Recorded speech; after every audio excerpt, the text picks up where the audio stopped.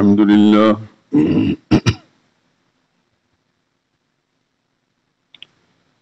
الحمد لله وحده والصلاة والسلام على من لا نبي بعده ولا رسول بعده ولا معصوم بعده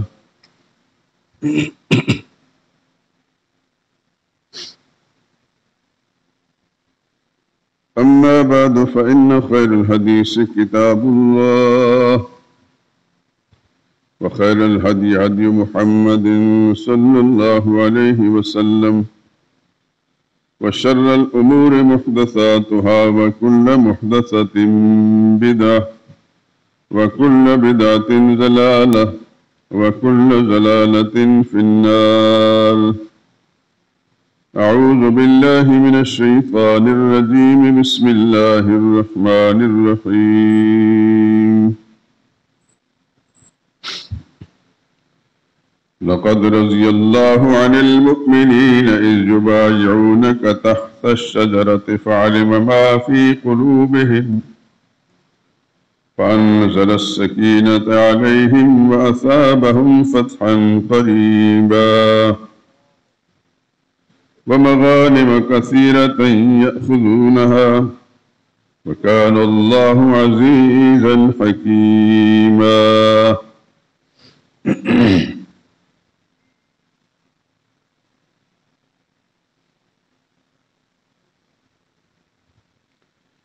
یقیناً اللہ راضی ہو گیا ان ایمان والوں سے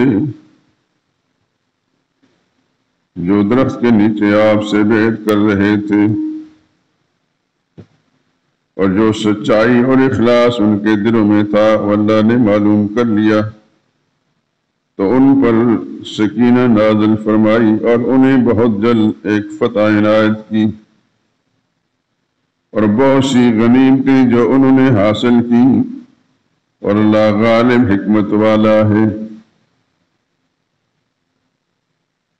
سبحان ربک رب العزت عما یصفون وسلام علی المرسلین والحمد للہ رب العالمین.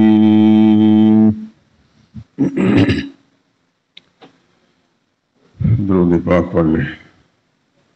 اللہم صلی علی محمد وعلی آل محمد كما صليت على إبراهيم وعلى آل إبراهيم إنك حميد مجيد.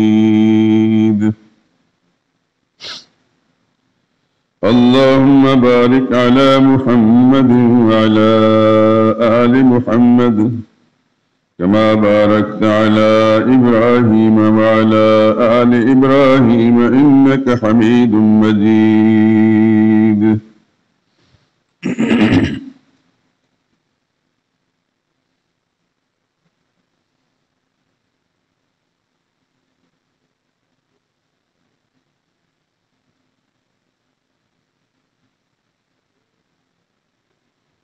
برفلك عدل مهر ما هست غني برفلك عدل مهر ما هست غني شاہ ہست غنی بادشاہ ہست غنی جو جامع مصحف الہ ہست غنی دین است غنی دی پناہ ہست غنی ہم زلف علی و خالو حسنین فردوس دل و خلد نگاہ ہست غنی صدیق عمر بحر دی سقف و عماد بابست علی شہر پناہ ہست غنی سرداد نداد دست در دست یہود سرداد نداد دست در دست یہود حقا کے نشان لا الہ ہست غنی.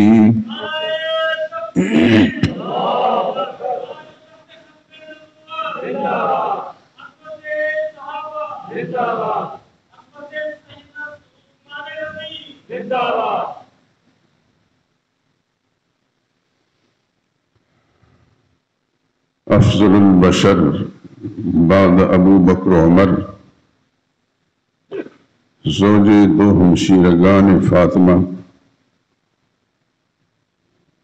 دوگنا داماد و ہمشیر زاد رسول، کاتب الوحی، جامع و ناشر القرآن، سفیر بیعت الرضوان، خلیفہ ثالث و راشد و عادل و برحق، جبل استقامت و پاسدار عہد وفا، معیار منار صبر و رضا، قتیل سازش روافض و تیغ ابن سبا، امام الشہداء والمظلومین، اسوہ معصومین، امیر المؤمنین، امام المتقین، سیدنا ابو عامر و ابو عبداللہ عثمان غنی سلام اللہ و رضوانہ علیہ۔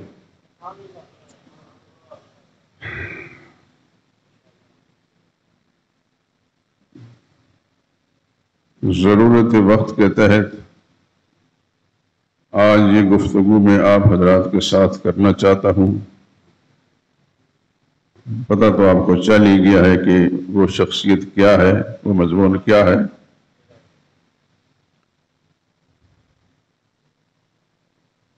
پاکستان میں اس ملک کی تقویم کے لحاظ سے آج 18 ذی الحج ہے،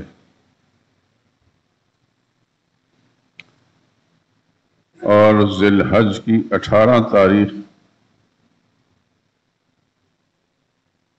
ہماری اسلامی تاریخ کے ایک نمایاں اور بے مثال و بے نظیر بزرگ کی شہادت کا دن ہے۔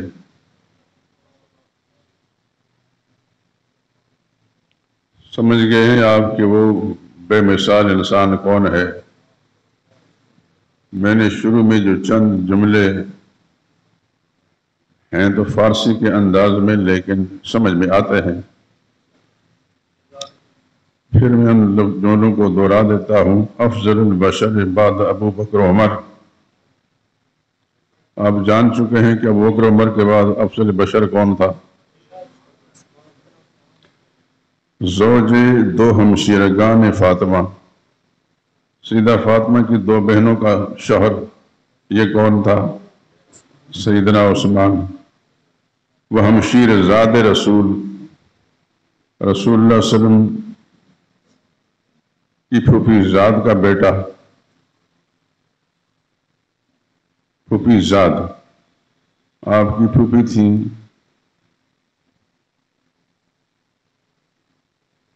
جو رسول اللہ صلی اللہ علیہ وسلم کے والد گرام کی جڑواں بہن تھی۔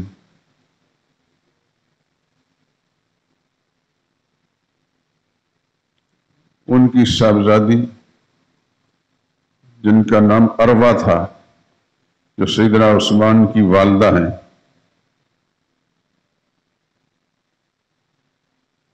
اس واسطے یہ لفظ میں نے پڑھا ہمشیر زاد رسول۔ کاتب الوحی، جامع و ناشر قرآن، یہ بھی ہر انسان کو سمجھ میں آتا ہے جو کچھ بھی دین سے تعلق رکھتا ہے۔ سفیر بیعت رضوان، جو رسول اللہ کا سفیر بن کر اہل مکہ کا پاس گیا تھا، جس کے نتیجے میں بیعت رضوان ہوئی۔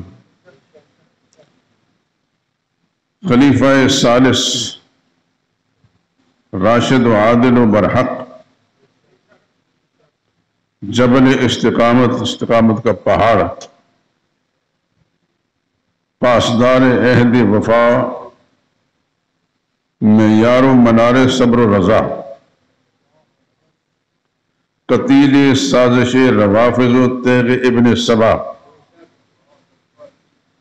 امام الشہداء والمظلومین، اسوہ معصومین، امیر المؤمنین، امام المتقین، سیدنا مولانا عثمان غنی رضی اللہ تعالیٰ۔ آپ جانتے ہیں کہ میرا مسلسل ایک مضمون جو ابھی تک پایہ تکمیل تک نہیں پہنچا، اسے کچھ حصے رہتے ہیں، میں چاہتا ہوں کہ مکمل کر لیے جائیں، پتہ نہیں اگلے سال میں زندگی ہے کہ نہیں، لیکن چونکہ یہ ضرورت سامنے آ گئی اس کو ہر حال میں آپ حضرات کے سامنے بیان کرنا ہے کہ سیدنا عثمان رضی اللہ تعالیٰ عنہ 18 ذی الحج، جو آج ہی کی تاریخ اتفاق سے پاکستان کی تقویمی لحاظ سے، یہاں کے کیلنڈر کے لحاظ سے اس کو بیان نہ کرنا، یہ بہت بڑی ناشکری اور ناانصافی۔ پھر یہ جو فارسی کے اشعار میں نے پڑھے ہیں، یہ سید اللہ شاہ بخاری رحمۃ اللہ تعالی نے جو ایشیا کے سب سے بڑے خطیب گزرے ہیں، جو آج تک اس کی مثال نہیں پیدا ہوئی، ان کے بڑے صاحبزادے جو بہت بڑے عالم تھے، سید عطاء المنعم ابو ذر بخاری رحمۃ اللہ تعالی علیہ، جو بہت بڑے عالم تھے، اور ایسے علماء کو صرف وہ آدمی جانتا ہے کہ جس کو تھوڑا سا مشق ہو علم کے ساتھ۔ تو یہ ان کے اشعار تھے جو ان کے ایک رسالے میں شائع ہوئے تھے، تو میں نے اس سے لے لیے اور مجھے بہت پسند ہیں۔ ان اشعار کے اندر بہت پتہ کی باتیں ہیں۔ فارسی کا اگر ذوق ہو کسی انسان کو تو اس کو پتہ چلتا ہے۔ ہم چونکہ ادنا قسم کے طالب علم رہے ہیں، اور فارسی شروع میں اوائل عمر میں اپنے علاقے کے اندر جن اساتذہ کی خدمت میں میرے والد صاحب نے مجھے پہنچایا، انہوں نے مجھے فارسی پڑھائی۔ میں اس وقت سمجھتا تھا کہ یہی علم ہے۔ کچھ عرصے کے بعد جب پڑھ چکا تو پھر پتہ چلا یہ علم نہیں ہے، تو ایک زبان ہے۔ ایک خدا کا شکر ادا کرتا ہوں کہ شروع میں اگر مجھے پتہ چلتا کہ زبان ہے تو میں نہ پڑھتا۔ جیسا کسی کو انگریزی سکھائی جاتی ہے، انگریزی علم نہیں ہے، وہ ایک علم تک رسائی کے لیے راستہ ہوتا ہے۔ فارسی علم نہیں، ایک زبان ہے، لیکن فارسی کے اندر وہ جو علم کی باتیں ہیں ان تک رسائی کے لیے فارسی زبان کا جاننا ضروری ہے۔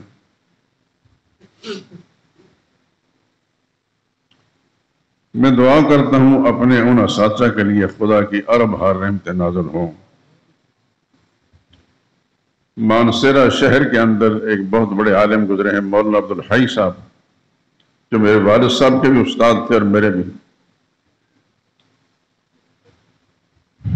بڑے زبردست قسم کے حق گو عالم تھے، بارہا اس حق گوئی کے نتیجے میں پابند سلاسل کیے گئے۔ بالکل پتلا سا جسم، غیرت کا پتلا،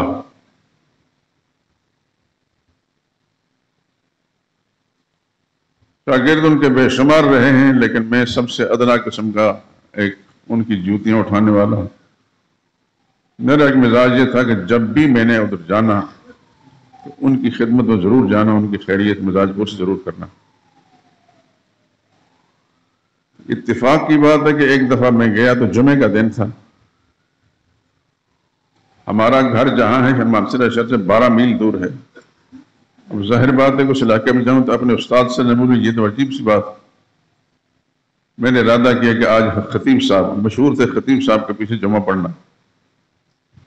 جب پہنچا تو مسجد سے باہر ان کا کمرہ تھا بلندی پر، سیڑھیاں اتر کے پھر مسجد میں آتے تھے۔ میں سیڑھیاں چڑھ کر ان کے کمرے کے دروازے پر پہنچا تو وہ تیار ہو کر مسجد طرف اترنے لگے تھے۔ مجھے دیکھ کر کہنے لگے یہ تو بڑا اچھا ہوا آپ آ گئے۔ بڑے لوگ تھے، مصافحہ کیا تو مجھے فرمانے لگے جمعہ پڑھائیں گے۔ میں تو ان کی گفتگو سننے گیا تھا، ان کا فیض حاصل کرنے گیا تھا، لیکن میرے لیے انکار کی مجال تو تھی نہیں۔ میں نے عرض کیا حضرت جیسے آپ کا حکم ہو۔ کہنے لگے آپ جائیں، آج آپ نے جمعہ پڑھانا۔ کہاں میں اور کہاں وہ انسان، اخلاص کا پیکر۔ جب مسجد میں پہنچے تو ممبر پر بیٹھنے سے پہلے انہوں نے میرے بارے میں کچھ اپنے عوام کو تعارف کرایا۔ تو تقریباً 10 منٹ لگ گئے، 10 منٹ تعارف کرانے۔ اس میں میرے سارے خاندان کے جو بڑے بڑے اہل علم گزرے ہیں ان کا ذکر بھی کیا ہے۔ کچھ ایسی چیزیں بھی ہیں جو اہل دین کے ساتھ تعلق رکھتی ہیں لیکن اس کو ذکر کرنے کی ضرورت نہیں.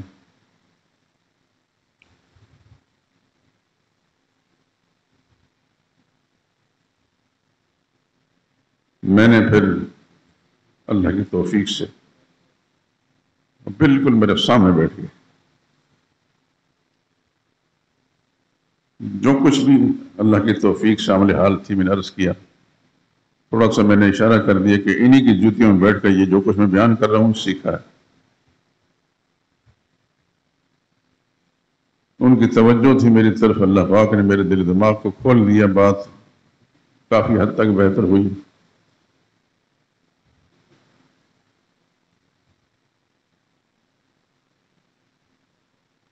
ان کے پاس میرے والد صاحب نے مجھے پڑھنے کے لیے چھوڑا تھا اور فارسی کتابیں پڑھائی تھی. ان کے ایک بیٹے جو اب ایبٹ آباد میں ہوتے ہیں، ایبٹ آباد میں، ورنہ الطاف الرحمان، وہ میرے کلاس فیلو ہیں. جامعہ اشرفیہ کے اندر دورہ حدیث کے اندر استاد تھے. خطیب صاحب کی طبیعت بہت سخت تھی. ایسا سخت انسان سوچا بھی کسی نہیں ہوگا. فارسی زبان میں اگر وزن شعری ٹوٹتا نا، مثلا گلستان بوستان کے اندر اشعار ہیں، یہ یوسف زلیخا میں ہے، یہ سکندر نامہ، یہ فارسی کتابیں سمجھ پڑھائی جاتی تھی.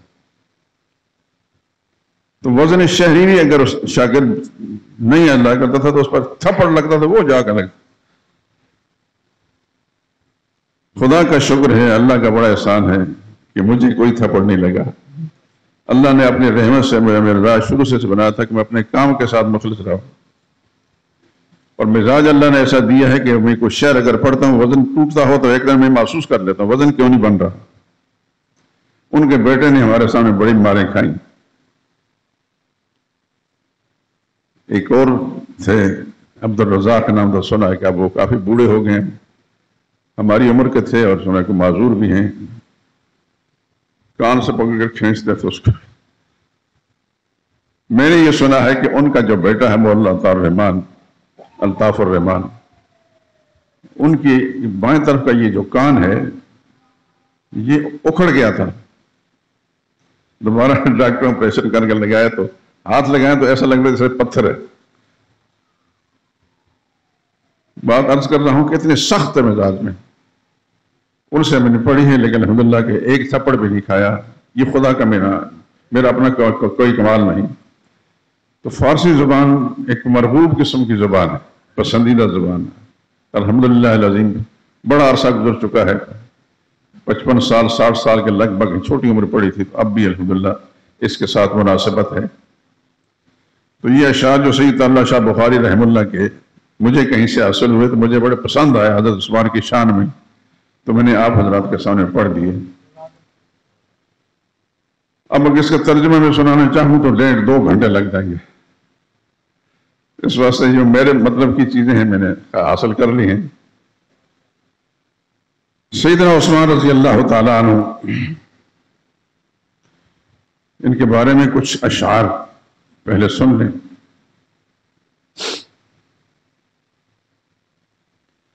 وہ داماد نبی ہم سب جسے عثمان کہتے ہیں، وہ داماد نبی ہم سب جسے عثمان کہتے ہیں، حیا والا غنی اور جامع القرآن کہتے ہیں. کوئی ظالم انہیں خائن کہے توبہ معاذ اللہ، کوئی ظالم انہیں خائن کہے توبہ معاذ اللہ. اسے الزام کہتے ہیں، اسے بہتان کہتے ہیں. غنی تھے مال کیا ہے رائے حق میں جان تک دے دی، غنی تھے مال کیا ہے راہ حق میں جان تک دے دی. اسے ایثار کہتے ہیں، اسے احسان کہتے ہیں. انہی کے واسطے بیعت رسول اللہ نے لی تھی، جسے اللہ تعالی بیعت رضوان کہتے ہیں. مخالف کوئی بھی ان کا ہو وہ گمراہ و ظالم ہے، مخالف کوئی بھی ان کا ہو وہ گمراہ و ظالم ہے، بھرے اجلاس میں ہم یہ علل اعلان کہتے ہیں۔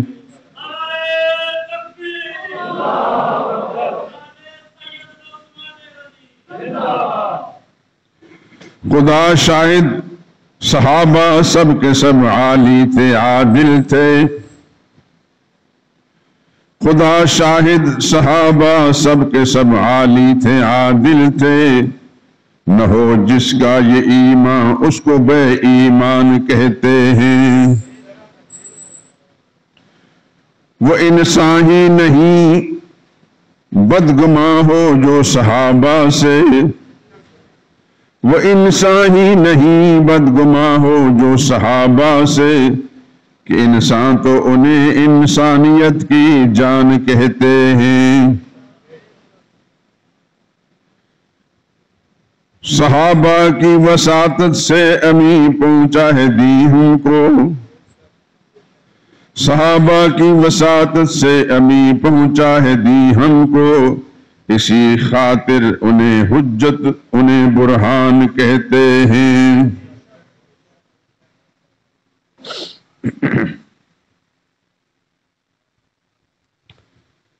سیدنا عثمان رضی اللہ تعالیٰ عنہ کے شان میں اشعار تو بہت کچھ نصیباً لکھے ہیں، دل بڑا کرتا ہے کہ میں آپ کو سناؤں، لیکن دوسری طرف ٹائم کو دیکھتا ہوں تو بڑا تھوڑا ہے۔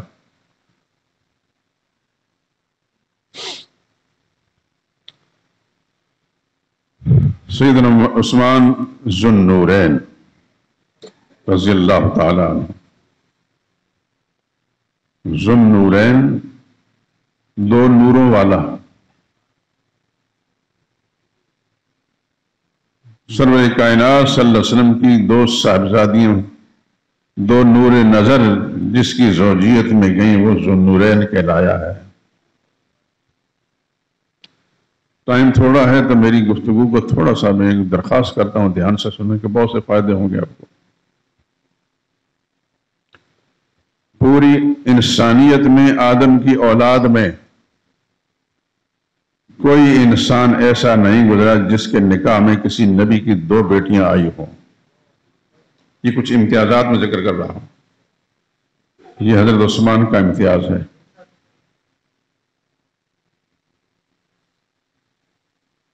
پوری انسانیت کے اندر کوئی شخص ایسا نہیں گزرا جس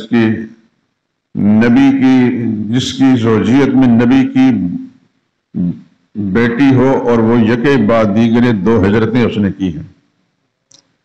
سیدنا عثمان کو ذو النورین کہنے کی دو وجہیں بیان کی جاتی ہیں، اس لیے کہ دو نور نظر رسول اللہ صلی اللہ علیہ وسلم کی ان کی زوجیت میں آئی، اس لیے کہ وہ ذو ہجرتین بھی تھا، کہ ہر ہجرت جو ہے وہ ایک نور ہے، ایک روشنی ہے، ایک بہت بڑی عبادت ہے۔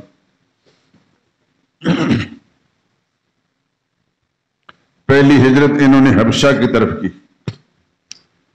آپ کو یقیناً معلوم ہوگا، نہیں معلوم تو میری درخواست ہے کہ رسول اللہ صلی اللہ علیہ وسلم کی سیرت اور صحابہ کی سیرت اپنے زندگی کے معمول بنا لیں اور اس کا مطالعہ کریں اور سب خرافات کو چھوڑ دیں۔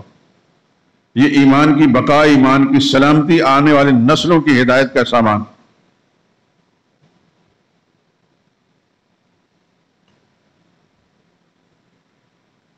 یہاں یہ بات عرض کر دوں کہ رسول اللہ صلی اللہ علیہ وسلم ہاشمی تھے اور عثمان ذو النورین یہ بنو امیہ میں سے تھے، اموی تھے، اور اس قدر معتمد انسان کے رسول اللہ صلی اللہ علیہ وسلم نے ایک صاحبزادی ان کے نکاح میں دی، جب وہ فوت ہو گئی تو دوسری فرمایا حضور نے کہ اللہ نے مجھے حکم دیا کہ اپنی دوسری بیٹی عثمان کے نکاح میں دے دوں۔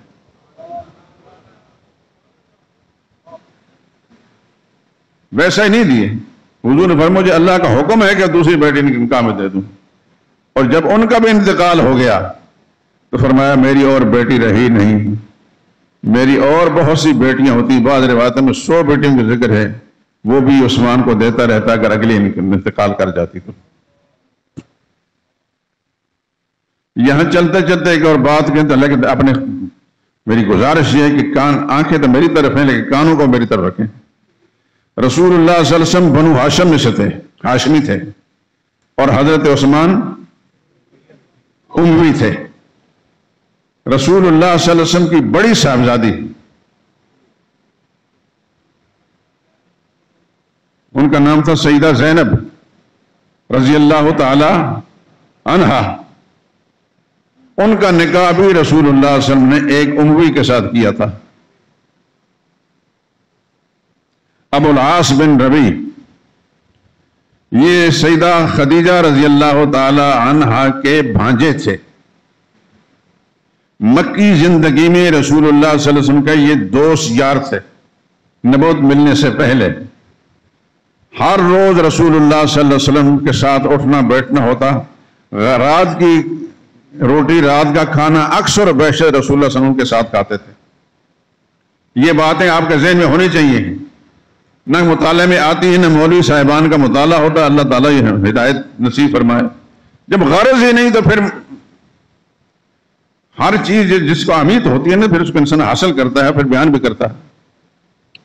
رسول اللہ کے بڑے داماد اموی تھے، سیدہ خدیجہ رضی اللہ تعالی عنہا کے بھانجے تھے. مکی زندگی میں رسول اللہ صلی اللہ علیہ وسلم کے دوست یار تھے. اکثر و بیشتر رسول اللہ صلی اللہ علیہ وسلم رات کا کھانا ان کے ساتھ کھاتے تھے. نبوت ملنے سے پہلے کی بات کر رہا ہوں. اور ایک اور بات، یہ بہت بڑے تاجر تھے. کون؟ حضرت ابو العاص بن ربی. اس لیے میں کہتا کان اب میری طرف توجہ رکھیں. یہ بہت بڑے تاجر تھے، اور ان کی دو صفتیں اور بھی ہیں جو اس سے پہلے نہ سنی ہوگی، پڑھی بھی نہیں ہوگی. پڑھیں گے تو یقین مل جائے. یہ امین کے لقب سے مشہور تھے مکی زندگی میں. امانت دار، دیانت دار. آپ جانتے ہیں کہ ایک امین شخص اور بھی گزرا ہے جو دنیا کا سب سے بڑا امین. کون؟ سرور کائنات محمد مصطفیٰ صلی اللہ علیہ وسلم. مکی زندگی کے اندر رسول اللہ صلی اللہ علیہ وسلم امین مشہور تھے. لیکن رسول اللہ صلی اللہ علیہ وسلم کے یہ دوست یار جو بعد میں داماد بنے، یہ بھی امین تھے اپنی امانت داری اور دیانتداری کی بنا پر. ایک اور بات، آپ جانتے ہیں کہ رسول اللہ صلی اللہ علیہ وسلم کو خاندان سمیت مکہ شہر کے ایک وادی ہے، میں تو اس میں گھوما پھرا ہوں، آپ حضرات کو بھی شاید اتفاق ہوا.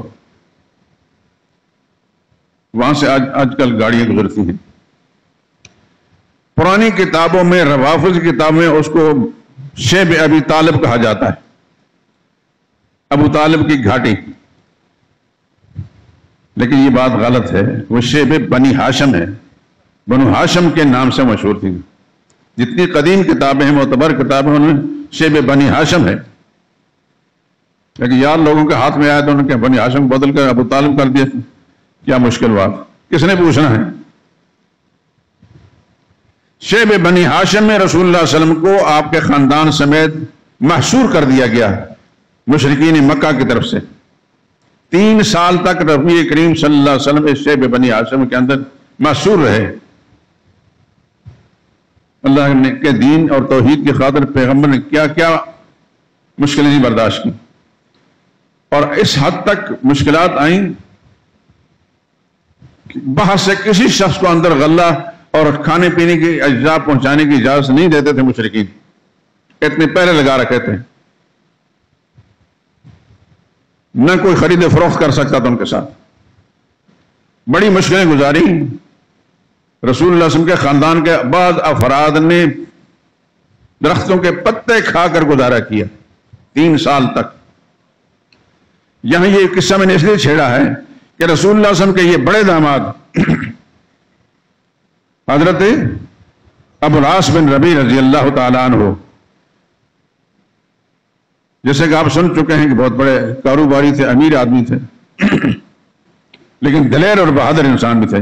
کیونکہ پرانی کتابوں میں، تاریخ کتابیں، ان کو جرب البطحہ لکھا جاتا ہے. بطحہ کا شہر، مکہ کا شہر. یہ رات کے وقت اکثر و بیشتر اونٹوں پر یا کسی جانور پر کھانے پینے کی چیزیں لاد کر اس گھاٹی میں دھکیل دیا کرتے تھے جہاں نبی کریم صلی اللہ علیہ وسلم اور ان کا خاندان محصور تھا. یہ کام انہوں نے کیا، کسی اور نے نہیں کیا. کوئی ایک مثال بھی نہیں ملتی تاریخ کی گنگال کر دیکھ لیں کہ کسی شخص نے رسول اللہ صلی اللہ علیہ وسلم کو اس مشکل کے اندر آپ کے خاندان کو غذائی اجناس پہنچائی ہوں سوا ابو العاص بن ربیع رضی اللہ تعالیٰ عنہ. یہ کس قبیلے سے تھے؟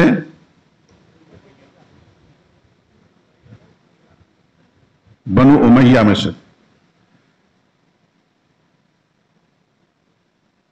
رسول اللہ صلی اللہ علیہ وسلم کے بڑے داماد، پہلے داماد ابو العاص بن ربیع بنو امیہ سے تعلق رکھتے تھے. اور ان کا میں تھوڑا سا تعارف کرا دیا کہ حضور صلی اللہ علیہ وسلم کے نبوت کے زمانہ ملنے سے پہلے رسول اللہ علیہ وسلم کے ساتھ یارانہ دوستانہ تھا. اکثر بیشتر رات کا کھانا اکٹھے کھاتے تھے، کیونکہ امیر آدمی تھے، بڑے کاروباری تھے. ان کے ذہن میں تھا بھی نہیں کہ رسول اللہ صلی اللہ علیہ وسلم آئندہ چل کر میرے سسر بنیں گے یا نبی بنیں گے.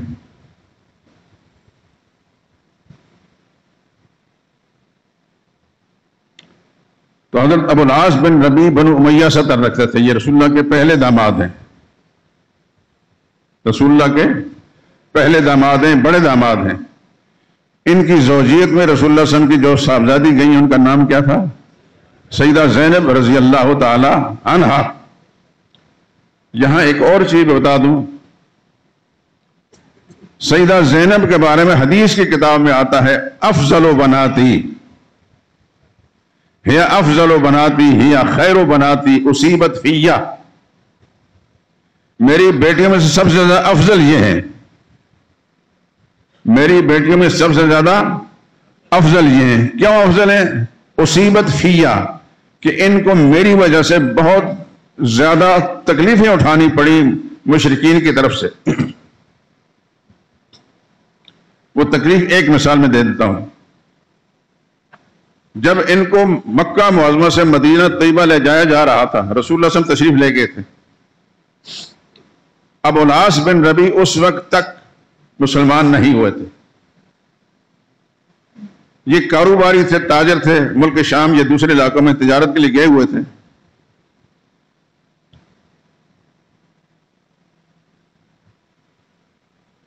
تو سیدہ زینب رضی اللہ تعالی عنہ کو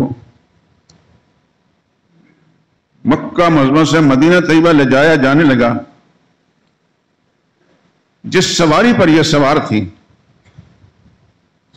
مشرکین مکہ کا ایک بدبخت اس نے تیر مارا، جس کو آج کے زمانے میں فائر کہتے ہیں، اس زمانے میں بندوقیں شاید نہیں تھی. وہ تیر لگا، اس جانور کو بھی لگا، سیدہ زینب کو لگا رضی اللہ تعالی عنہا. یہ اس سواری سے نیچے گر گئی، اور ان دنوں میں حمل کی حالت میں یہ تھی. نیچے گرنے کے سبب سے ان کا حمل بھی گر گیا. آپ اندازہ کر لیں کتنی تکلیف ہوئی ہوگی ان کو. اسی تکلیف کی حالت کے اندر، بات ذرا لمبی ہے لیکن مختصر کر رہا ہوں، یہ مدینہ طیبہ پہنچی ہیں، زخمی حالت کے اندر پہنچی ہیں، اور پھر زخمی حالت میں ہی رہی. کچھ عرصہ کے بعد ان کا انتقال ہو گیا. خدا کے ارب ہر رحمت نازل ان پر. لیکن اس سے پہلے ایک بات کرنا چاہتا ہوں. بدر کا جب معرکہ ہوا ہے، اس کے اندر رسول اللہ صلی اللہ علیہ وسلم کے خاندان کے بہت سارے لوگ ابھی ایمان نہیں لائے تھے، وہ قیدیوں میں آئے تھے. حضرت عباس بھی ہیں، رسول اللہ صلی اللہ علیہ وسلم کے چچا بھی ہیں، اور بہت سے افراد بھی. تو یہ حضرت ابو العاص بن ربیع ایمان تو نہیں لائے تھے، لیکن رسول اللہ کی مخالفت نہیں کرتے تھے. یہ جس وقت مدینہ طیبہ سے گزرنے لگے، انہیں اندازہ ہو گیا کہ معاملہ اس طرح ہو گیا ہے کہ بدر میں اللہ تعالیٰ نے مسلمانوں کو فتح دی اور بہت سے لوگوں کو گرفتار کر لیا گیا. تو انہوں نے پناہ لی ہے مدینہ طیبہ میں اپنی زوجہ مطہرہ حضرت زینب رضی اللہ تعالیٰ عنہ کے، کہ مجھے یہی پناہ مل سکتی ہے، ورنہ کسی اور کے ہاتھ میں مار دیں گے مجھے، کیونکہ ابھی مشرک تھے. تو جس وقت یہ پہنچے ہیں تو سیدہ زینب کو اطلاع دے دی کہ میں تجارت کے سلسلے میں گیا ہوا تھا، لیکن اب میرے لیے خطرے کی بات ہے، میں آپ سے امن لینے کے لیے آیا ہوں. تو فجر کی نماز رسول اللہ صلی اللہ علیہ وسلم نے ادا فرمائی، جو سلام پھیرا تو حضرت زینب رضی اللہ تعالیٰ عنہ نے آواز دی کہ میں نے اپنے شوہر ابو العاص بن ربیع کو پناہ دی ہے۔ یہ اصول تھا کہ جو بھی کوئی مسلمان کسی کو پناہ دیتا تھا، اللہ کے پیغمبر نے فرمایا جو مسلمان پناہ دیتا ہے اس پناہ مانی جائے گی۔ چنانچہ حضور صلی اللہ علیہ وسلم نے سارے مسلمان نمازی کی طرف متوجہ فرمایا کہ مجھے پتہ نہیں تھا، ابھی یہ آواز جو آپ نے سنی میں نے پہلی دفعہ سنی، میری بیٹی کی آواز ہے۔ لیکن یہ یاد رکھیں، کوئی بھی مرد اور کوئی بھی عورت جو مسلمان ہے اگر کوئی کسی کو پناہ دینا چاہے تو اس کی پناہ مانی جائے گی۔ چنانچہ حضرت ابو العاص سے کسی نے کسی قسم کا چھیڑ چھاڑ نہیں کی، ان کو کچھ نہیں کہا کہ رسول اللہ صلی اللہ علیہ وسلم کی صاحبزادی نے اعلان کیا ہے اور رسول اللہ کے داماد ہیں۔ نبی کریم صلی اللہ علیہ وسلم سے ان کی ملاقات ہوئی، حضور صلی اللہ علیہ وسلم نے حضرت زینب سے فرمایا کہ پناہ آپ نے دے دی یہ ٹھیک ہے، لیکن ابھی آپ ایمان کی حالت کے اندر یہ شرک کی حالت میں ان کے قریب نہیں جانا۔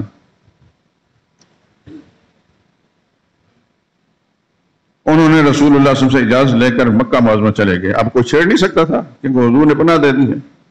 مکہ معظمہ میں جا کر سارے مکی لوگوں کا اے مکہ والو، تم مجھے جانتے ہو، تم میں سے اکثر لوگوں کا سامان لے کر ملک شام جاتا ہوں، تجارت کا میں اس کو فائدہ ہوتا ہے، جس کا میری طرف پیسہ ہے میں سب کو ادا کر رہا ہوں، جس کی جو امانت ہے میں ادا کر رہا ہوں۔ اب اس کے بعد اگر کوئی چیز رہ گئی تو اعلان کر سکتے ہو۔ سب نے کہا کہ آپ سے زیادہ مخلص انسان، آپ سے زیادہ دیانتدار امانتدار انسان کوئی بھی نہیں۔ تو حضرت ابو العاص بن ربیع نے کہا پھر سن لو میں کلمہ پڑھ دوں، لا الہ الا اللہ محمد رسول اللہ۔ چنانچہ وہاں سے کلمہ پڑھ کر پھر سیدھے رسول اللہ صلی اللہ علیہ وسلم کے پاس آ گئے۔ میں یہ مختصر بات کروں، بہت ساری باتیں درمیان میں ہیں۔ یہ ابو العاص بن ربیع رسول اللہ صلی اللہ علیہ وسلم کے بڑے داماد، پہلے داماد حضرت زینب کے شوہر اور اوائل عمر میں رسول اللہ صلی اللہ علیہ وسلم کے دوست اور یار، بہت بڑے کاروباری تھے۔ یہاں پر ایک بات کہہ دیتا ہوں لیکن آپ کے علم میں آ جائے تو اچھی بات ہے۔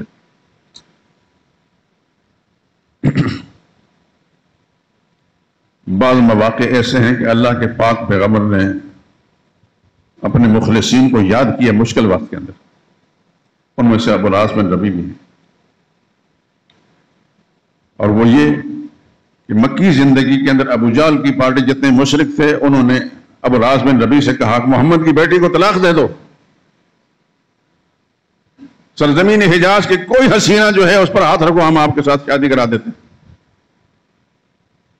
ابو العاص بن ربیع نے حالت شرک میں سوال نہیں پیدا ہوتا، کچھ بھی ہو جائے میں محمد کی بیٹی کو طلاق نہیں دے سکتا۔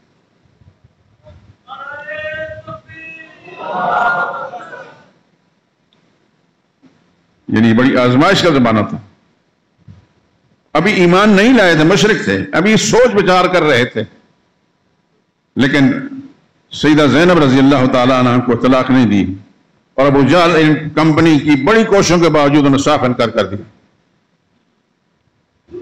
یہ میں نے اس لیے سنایا کہ اگلی بات، سیدنا علی رضی اللہ تعالیٰ عنہ رسول اللہ صلی اللہ علیہ وسلم کے داماد ہیں، سب سے چھوٹی صاحبزادی سیدہ فاطمہ رضی اللہ تعالیٰ عنہ کے شوہر ہیں۔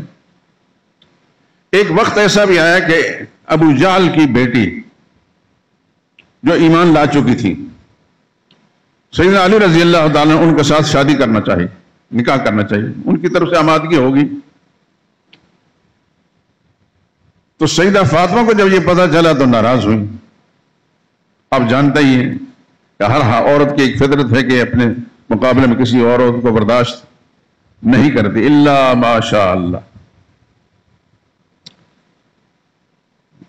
اگر زندگی رہی تو کچھ عرصے کے بعد مسئلہ توحید ختم ہو تو پھر رسول اللہ خاندان کا تذکرہ کروں گا، پھر ازواج مطہرات کا تذکرہ بھی ہوگا، اس میں بہت ساری چیزیں آئیں گی۔ آپ تو جب سیدہ فاطمہ کو پتہ چلا کہ میرے شوہر حضرت علی رضی اللہ تعالیٰ عنہ ابو جہل کی بیٹی کے ساتھ نکاح کرنا چاہتے ہیں، ابو جہل کی 2-3 بیٹیاں مسلمان ہوئیں، ان کے بیٹے حضرت اکرمہ مسلمان ہوئے، ابو جہل کے ایک بھائی حضرت حارث بن ہشام مسلمان ہوئے، بڑے درجے کے صحابی تھے۔ یہ اسی کی بد نصیبی تھی، بدبختی کی، کافر رہا اور کفر پر مرا اور وہیں قتل ہوا۔ لیکن خاندان کے بہت سارے لوگ مسلمان ہیں. یہاں چلتے چلتے بات کرتے ہیں حضرت خالد بن ولید رضی اللہ تعالیٰ عنہ، یہ اموی تھے، ابو جہل کے خاندان کے تھے، لیکن بہت بڑا سپہ سالار ہے. اللہ کے نبی نے فرمایا سیف من سیوف اللہ، اللہ کے تلواروں میں سے ایک تلوار. یہ بھی اموی تھے. نہیں اموی نہیں، بنو مخزومی تھے، مخزومی تھے. ابو جہل مخزومی تھا، خالد بن ولید بھی مخزومی تھے، لیکن اللہ نے ان کو ہدایت دی اور کس مقام پر پہنچے. تو ابو جہل کی بیٹیاں جو ہیں وہ ایمان لے آئیں. حافظ بن حجر عسقلانی نے اپنی کتاب میں پوری تفصیل لکھی ہے. تو حضرت علی نے ان کے ساتھ نکاح کرنا چاہا. سیدہ فاطمہ رضی اللہ تعالیٰ نے رنجش کا اظہار کرتے ہوئے حضور کی خدمت عرض کی، یا رسول اللہ یہ کیا ہو رہا ہے؟ نبی کریم صلی اللہ علیہ وسلم نے مسجد نبی میں خطبہ دیا، فرمایا مسلمانوں سن لو، نہ میں اللہ کے حرام کو حلال کہہ سکتا ہوں، نہ حلال کو حرام کہہ سکتا ہوں. علی اگر ابو جہل کی بیٹی کے ساتھ نکاح کرنا چاہتا، مسلمان ہو چکی، نکاح کر سکتا ہے، اس کے لیے حلال ہے. لیکن ابو جہل کیوں خدا کا دشمن اور میں خدا کا پیغمبر ہوں، تو میں نہیں پسند کرتا کہ ایک گھر کے اندر خدا کے نبی کی بیٹی بھی ہو اور خدا کے دشمن کی بیٹی بھی ہو. اگر علی اس کے ساتھ شادی کرنا چاہتے ہیں بلا شبہ کریں، میں نہیں روکوں گا، لیکن میری بیٹی کو طلاق دے دیں. یہ مسجد نبی میں رسول اللہ نے خطبہ دیا ہے. بخاری وغیرہ روایت مختلف مقامات میں یہ روایت موجود ہے. اس وقت رسول اللہ نے اپنے بڑے داماد کو یاد کیا. اس وقت ابو العاص بن ربیع کو یاد کیا کہ اس نے جو میرے ساتھ وعدہ کیا اس کو وفا کیا، جو بات کہی سچی کہی. بار بار رسول اللہ نے اس بات کا اظہار کیا کہ مشرکین میری بیٹی کو طلاق دلوانا چاہتے تھے، پوری کوشش انہوں نے کر لی، انہوں نے طلاق نہیں ڈالا کہ اس وقت ایمان نہیں لائے. اور علی تو میرے چچا زاد بھی ہیں، میرے داماد بھی ہیں، میرے خاندان کے ہیں، یہ کیا ہو رہا ہے؟ جب حضرت علی رضی اللہ تعالیٰ کے پتہ چلا کہ رسول اللہ ناراض ہو گئے ہیں، تو پھر حضرت علی نے انکار کر دیا، یا رسول اللہ میں ابو جہل کی بیٹی سے نکاح نہیں کرنا چاہتا، آپ کی ناراضگی مجھے منظور نہیں. لیکن اس موقع پر رسول اللہ نے ابو العاص بن ربیع کو یاد کیا، جو میرے ساتھ وعدہ کیا، وفا کی، جو لفظ بولے اور سچائی کا اظہار کیا انہوں نے. تو نبی کریم صلی اللہ علیہ وسلم کے میں تھوڑا سا سلسلہ جوڑنے کے لیے، بڑے داماد بھی اموی ہیں، بڑے داماد بھی اموی ہیں. سیدہ زینب کے شوہر اور دوسرے داماد بھی اموی ہیں، جو دو صاحبزادیوں کے شوہر ہیں جن کا تذکرہ کر رہے ہیں. کون؟ سیدنا عثمان غنی عثمان ذی النورین رضی اللہ تعالی عنہ. بہت خوبیاں ہیں عثمان کے اندر، لیکن بدقسمت ہمارے پاس ٹائم ہی نہیں ہوتا، فردر فرد ذکر کرنا بڑا مسئلہ ہے. بہت بڑے تاجر تھے، بہت بڑے مالدار تھے. سب صحابہ کرام میں اتنا بڑا فیاض انسان، دین اور اہل دین کی خدمت کرنے والا اتنا بڑا انسان کوئی نہیں گزرا سوائے حضرت عثمان رضی اللہ تعالیٰ عنہ.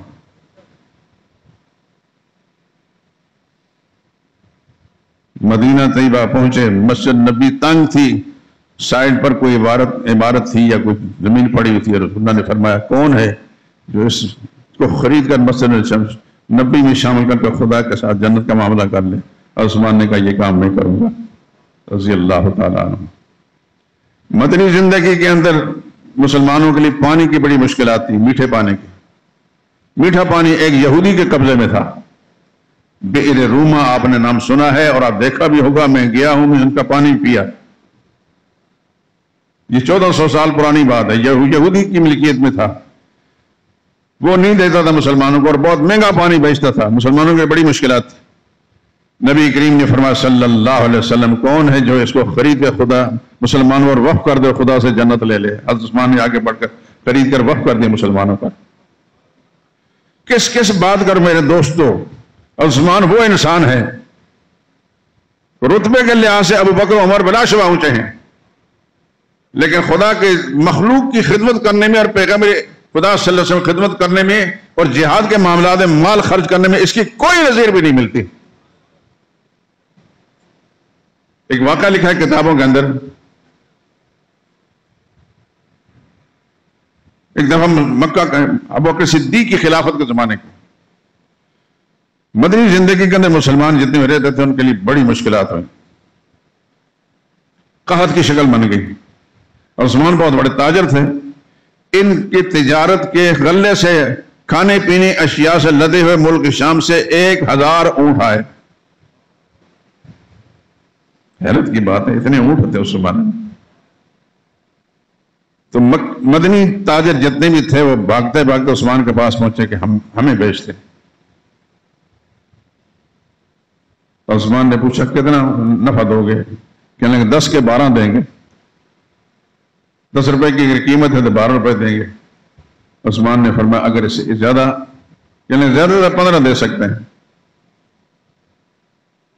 عثمان نے فرمایا مجھے اس سے بھی زیادہ پیسے ملتے ہیں. تاجر چپ ہو گئے، کہنے لگے اس سے زیادہ ہم نہیں دے سکتے.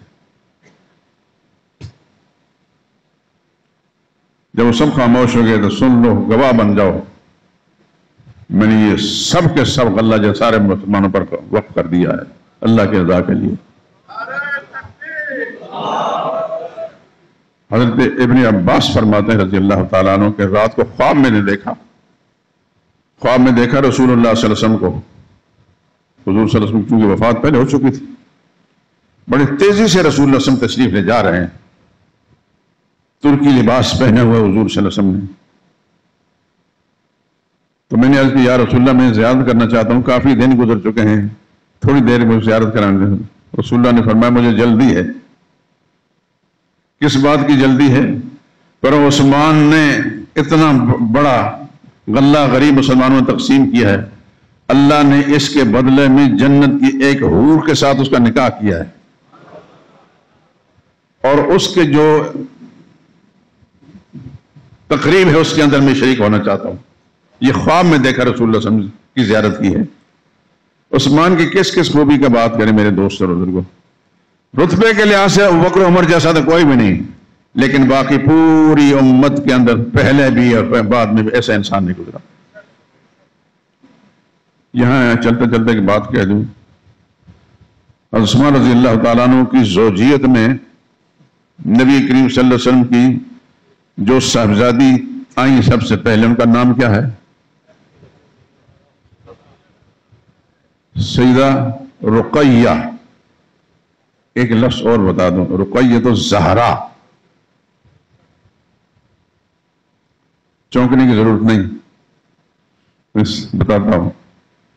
بہت حسین و جمیل تھی. نبی کریم صلی اللہ علیہ وسلم کی اولاد میں اتنا حسین و جمیل کوئی نہیں تھا، حتیٰ کہ شاید بیوی میں ایسا کوئی نہیں تھا. تو اس حسن و جمال کی بنا پر ان کو الزہرا کہا جاتا تھا، لیکن بعد میں بددیانت خائن قسم لوگوں نے لفظ زہرا کاٹ دیا.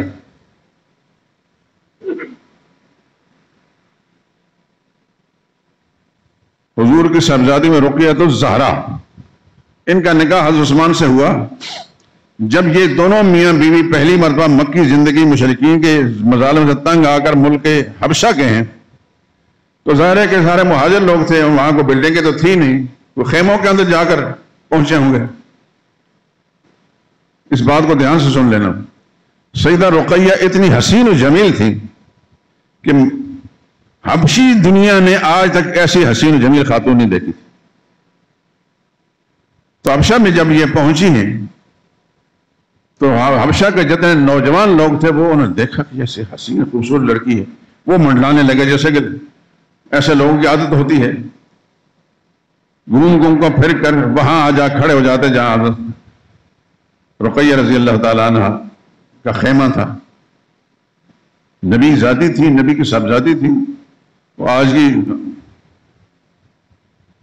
عورتوں کی طرح تو نہیں تھی، فنکاروں میں سے، اداکاراؤں میں سے.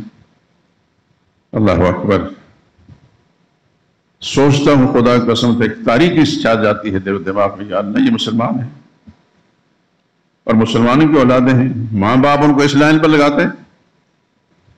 سیدہ رقیہ رضی اللہ تعالیٰ عنہ اتنی تنگ ہوئی ان لڑکوں کے گھومنے پھرنے سے کہ اللہ سے دعا مانگی یا اللہ ان سے مجھے نجات دے دے. نبی زادی تھی، تو کتابوں میں لکھا ہے، مستقل کتابیں لکھی اس پر، لیکن آپ کا پاکستانی مولوی سنائے گا نہیں، نہ پڑھے گا تو نہ سنائے گا۔ اللہ تعالیٰ نے ان پر ایسی وبا نازل کو سارے کے سارے مر گئے۔ ایسی حسین و جمیل تھی۔ ایک دفعہ رسول اللہ صلی اللہ علیہ وسلم نے اپنے غلام حضرت زید بن حارثہ کو کھانے پینے کی کوئی چیز پکا کر دی کہ جاؤ عثمان کے گھر، اس وقت نکاح ہو چکا تھا۔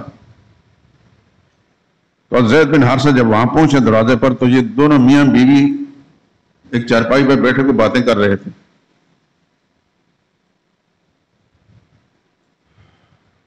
تو یہ اندر نہیں گئے، دور سے دیکھتے رہے۔ زندگی میں پہلی مرتبہ انہوں نے اتنا حسین جوڑا دے۔ عثمان بھی بڑے خوبصورت انسان تھے، یہ بات سن لیں، صحابہ میں بڑے حسین اور خوبصورت انسان عثمان رضی اللہ تعالیٰ عنہ، اور خدا کی شان نبی زادی ان کے پاس آئیں تو وہ چار چاند لگ گئے۔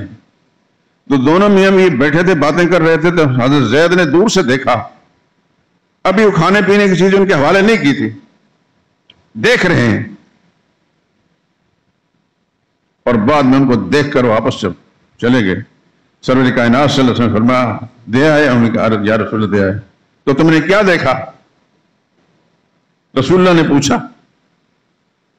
انہوں نے کہا یا رسول اللہ میں نے زندگی میں اتنا زیادہ حسین و خوبصورت جوڑا نہیں دیکھا۔ عربی زبان کے اندر ایک محاورہ بن گیا، کتابوں میں لکھا ہے احسن الزوجین رآہما انسان، خوبصورت جوڑا کسی انسان نے دیکھا ہے، رقیۃ و زوجہا عثمان، ایک رقیہ ہے، ان کا شوہر عثمان ہے۔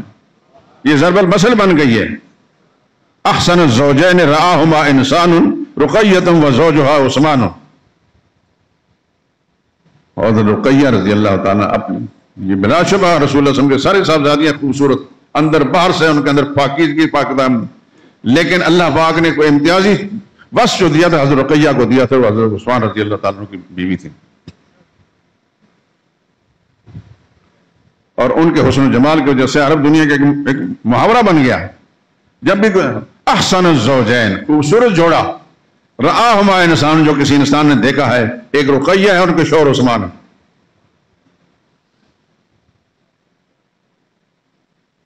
جس کا دل چاہے میرے پاس کتابیں ہیں عرب دنیا کی لکھی ہوئی، دیکھ لیں۔ خدا کا خاص انعام ہے، خاص فضل ہے کہ مجھے نبی کی اس ٹیم کے ساتھ صحابہ سے بڑی محبت ہے۔ یہ میرے اللہ نے میرے دل میں ڈالی ہے، مجھے قلبی ذہنی رجحان اس طرف ہے، دیکھتا رہتا ہوں، اور جو بھی اس سلسلے میں کچھ چیز ملے حاصل کرتا رہتا ہوں۔ عرب دنیا کے علماء نے کتابوں کے لکھا۔ تو نبی کریم صلی اللہ علیہ وسلم کی بڑی صاحبزادی کے شوہر بھی بنو امیہ میں سے، دوسری صاحبزادی سیدہ رقیہ، ان کے شوہر بھی بنو امیہ میں سے تھے۔ پھر تیسری صاحبزادی جب حضرت رقیہ کا انتقال ہو گیا تو رسول اللہ نے فرمایا کہ مجھے اللہ نے حکم دیا کہ اپنی دوسری صاحبزادی عثمان کے نکاح میں دے دوں۔ چنانچہ ام کلثوم رضی اللہ تعالی عنہا، رسول اللہ صلی اللہ علیہ وسلم کی تیسری صاحبزادی، وہ بھی حضرت عثمان کی زوجیت میں دی گئی حضور اللہ کے حکم کے مطابق۔ تو رسول اللہ صلی اللہ علیہ وسلم کی 3 صاحبزادیوں کے شوہر اموی تھے، اور ایک صاحبزادی کے شوہر ہاشمی تھے۔ ایک چلتے چلتے کی بات کہتے ہیں، ناراض تو نہیں ہوں گے؟ کچھ چیزیں ایسی ہوتی ہیں کہ وہ دل میں لگتی رہتی ہیں، چاہتا اپنے احباب کو بتا دوں۔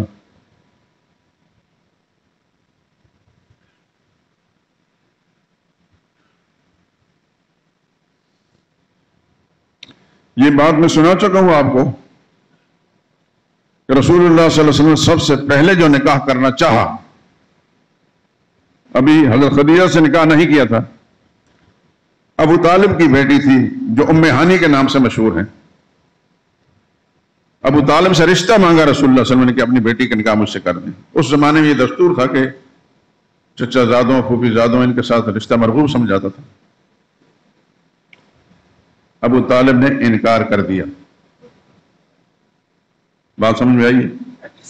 نہیں سمجھ آئی؟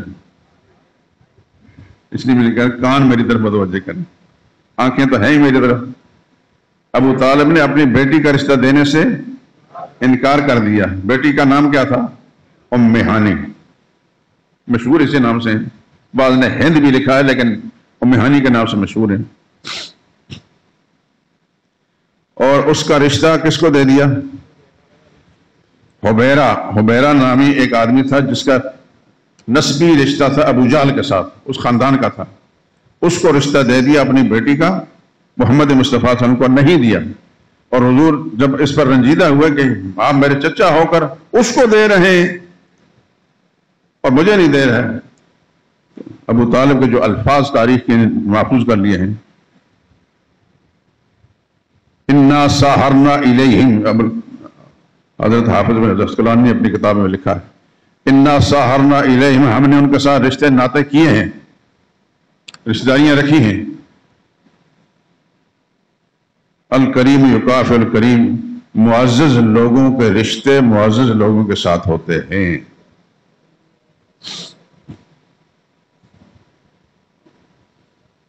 پھر رسول اللہ صلی اللہ علیہ وسلم نے حضرت خدیجہ سے نکاح کیا، پھر چل سوچا۔ میں یہ باتیں کچھ اس لیے کر رہا ہوں کہ ہمارے ہاں جو سوچ اور جو فکر غالب ہے، غالب اس لیے ہوئی کہ ہمارا جو مذہبی طبقہ ہے، میرے جیسے لوگوں کو شامل کر لیجئے اس میں، وہ اتنا بے حس، بے خبر ہے اور بے ہمت ہے، بزدل ہے کہ سچ کو معلوم کرنا بھی نہیں چاہتا، اور اگر معلوم ہو گیا تو بتانا بھی نہیں چاہتا کہ موت آ جائے گی۔ موت کا ایک ٹائم مقرر ہے کہ وقت کے اندر موت آئے گی، آگے پیچھے نہیں ہوتی۔ لا یستاخر ساعۃ ولا یستقدمون، نہ آگے ہوگی نہ پیچھے ہوگی۔ جو قبر کی رات ہے وہ گھر میں کبھی نہیں آتی۔ سچ لوگوں تک پہنچنا چاہیے۔ تو صحابہ کرام میں جس شخصیت کا تذکرہ میں نے کیا ہے وہ ہے رسول اللہ صلی اللہ علیہ وسلم کے دور داماد، ذو النورین کیوں کہا جاتا ہے کہ حضور کی دو نور نظر ان کی زوجیت میں آئیں۔ بڑی کا نام تھا حضرت رقیہ، جو اصل میں الزہرا تھی، لیکن اس کو صرف رقیہ رہنے دیا، اور دوسری حضرت ام کلثوم رضی اللہ تعالی عنہا۔ نبی کریم صلی اللہ علیہ وسلم نے فرمایا کہ اگر میری سینکڑوں بیٹیاں بھی ہوتی ہیں، اگر فوت ہوتی جاتی تو میرے عثمان کے نکاح میں دیتا جاتا۔ اتنا بڑا با اعتماد انسان دنیا میں کون ہو سکتا ہے؟ کبھی ایسا نہیں ہوگا نبی کی زبان کھلی ہو کسی کام کے لیے اور عثمان نے اس کو پورا نہ کیا ہو۔ خدا کی قسم کھا کر کہتا ہوں قرآن میں ہاتھ میں، کبھی ایسا نہیں ہوا کہ رسول اللہ نے کوئی خواہش ظاہر کی ہو اور عثمان نے اس کو فوراً پورا نہ کیا ہو۔ دو انسان ایسے گزرے ہیں امت کے اندر، ایک تھے ابو بکر رضی اللہ تعالیٰ عنہ اور دوسرے عثمان رضی اللہ تعالیٰ عنہ، کہ ان کا یہ رضا بالقضاء کہ نبی کریم صلی اللہ علیہ وسلم کی جو سوچ بنی ہے اس کے مطابق انہیں زندگی گزاری ہے۔ تو آج اتفاق سے عثمان رضی اللہ تعالیٰ عنہ کا یوم شہادت ہے، اور سوچ کے میں ان کے مرتبہ مقام کے ذکر میں بیان کر رہا، اور وہ شہادت کیوں ہوئی، کنہوں نے کی، کون تھا اس کا کردار۔ زندگی نے وفا کی شاید کسی اور موقع پر صحیح، لیکن تھوڑا سا میں نے تعارف کر دیا کہ یہ بہت بڑے انسان تھے، رسول اللہ کے محبوب داماد تھے، رسول اللہ کے پھوپھی زاد کے بیٹے تھے۔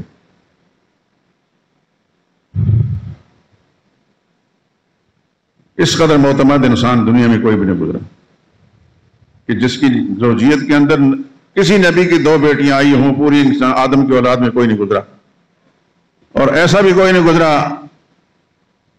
حضرت ابراہیم علیہ السلام کے بعد کہ جس نے اپنی بیوی سمیت ہجرت کی ہو۔ حضرت ابراہیم پہلے انسان ہیں جنہوں نے اپنی بیوی سمیت ہجرت کی تھی، اس کا تذکرہ آپ بار بار سن چکے ہیں۔ زندگی نے اگر ساتھ دیا تو انشاءاللہ العزیز یہ سچ آپ تک پہنچاتا رہوں گا، باقی اللہ تعالیٰ کی مرضی ہے۔ وآخر دعوانا الحمدللہ رب العالمین۔